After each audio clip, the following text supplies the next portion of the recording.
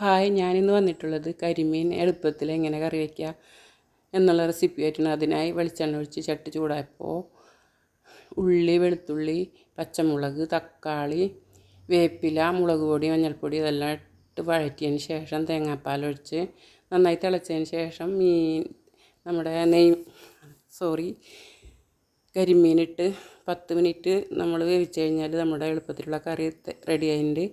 അതിനോടൊപ്പം തന്നെ മീൻ വറുക്കാൻ വെച്ചിട്ടുണ്ട്. പിന്നെ നമ്മളെ വീട്ടിലെ പാവയ്ക്ക മീൻ വറുക്കണ പോലെ ഉപ്പ്, മഞ്ഞൾപ്പൊടി, മുളക് പൊടി എല്ലാം ചേർത്ത് പുരട്ടി വെച്ചതിന് ശേഷം അരമണിക്കൂറിന് ശേഷം അതും വറുത്തെടുക്കുന്നുണ്ട്. അത് ഉപ്പാക്ക് ഭയങ്കര ഇഷ്ടമാണ്. അപ്പം അങ്ങനെ ചെയ്തു. അപ്പോഴത്തേനും അവർ കടയിൽ നിന്ന് ഊണ് കഴിക്കാൻ വന്ന് രണ്ടാളും റൌഫ് ഉപ്പയും.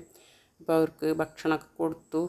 ഇത്രയൊക്കെ ഉള്ളൂ ഇന്നത്തെ വിശേഷം. ഇനി മറ്റൊരു വീഡിയോയിൽ വരുന്നവരെ ടാറ്റാ.